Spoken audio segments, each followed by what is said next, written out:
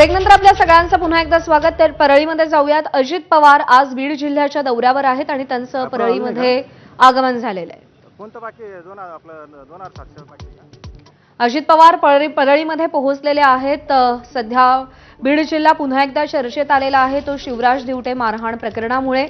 बीडचे पालकमंत्री झाल्यानंतर अजित पवार आता पुन्हा एकदा परळीच्या दौऱ्यावरती येत आहेत आणि त्यांचं हेलिपॅडवरती आगमन झालेलं आहे।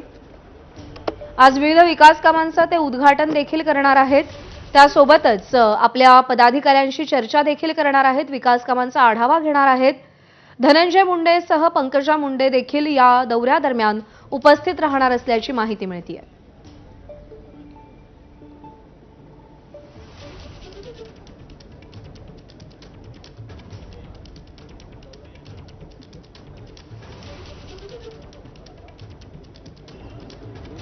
बीडमधल्या कायदा सुव्यवस्थेचा प्रश्न पुन्हा एकदा चर्चेमध्ये आलेला आहे, कारण का शिवराज दिवटे नावाच्या व्यक्तीला अत्यंत अमानुषपणे लाठाकाठ्यांनी मारहाण करण्यात आली आहे।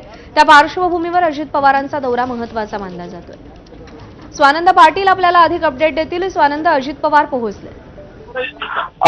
आज अजित पवार जे आहेत हे पहिल्यांदा पालकमंत्री झाल्यावर परळीत दाखल झालेले आहेत आणि हेलिपॅडवर आपण बघितलं तर त्यांच्यासोबत पंकजा मुंडे देखील मंत्री जे आहेत त्या सोबत होत्या आणि धनंजय मुंडे यांनी हेलिपॅडवर त्यांचं स्वागत केलेलं आहे।